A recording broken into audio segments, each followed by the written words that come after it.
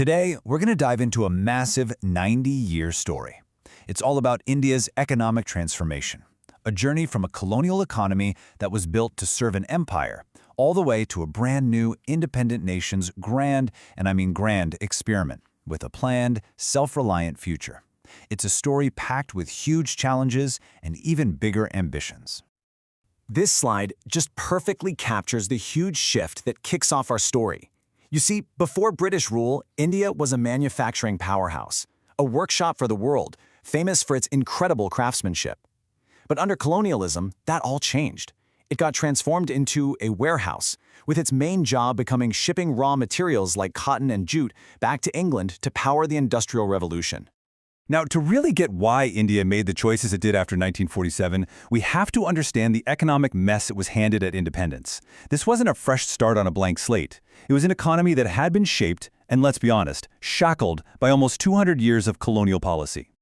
And the human cost of all this was just stark. A life expectancy of only 32 years. Just think about that for a second. It's shocking. This wasn't just a number on a page. It was a reflection of deep poverty, terrible healthcare, and a population just barely hanging on.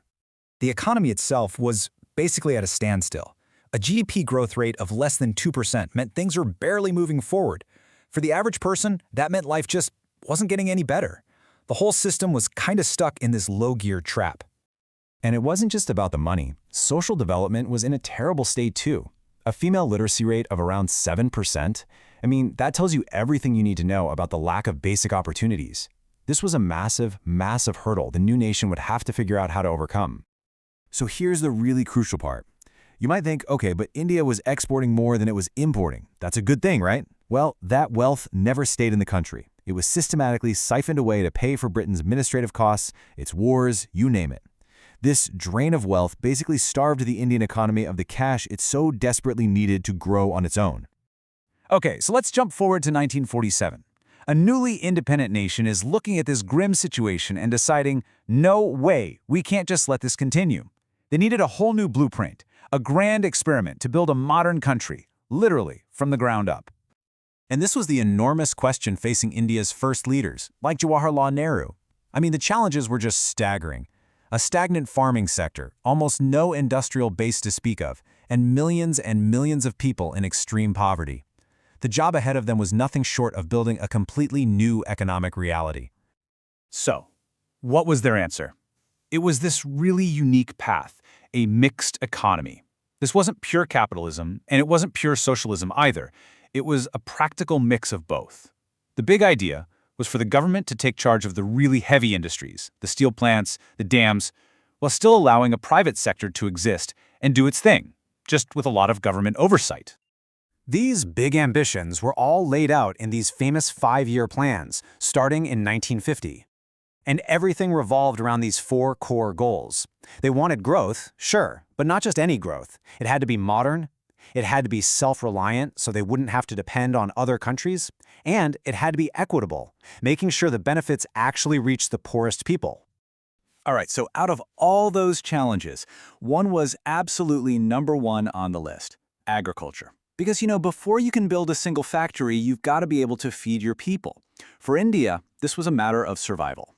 That goal of self-reliance, it wasn't just some economic theory when it came to food. It was life or death. The country was constantly one bad monsoon away from a potential famine, and it was super dependent on food aid and imports. This was seen as a huge national vulnerability. So the response, which became known as the Green Revolution, was absolutely dramatic.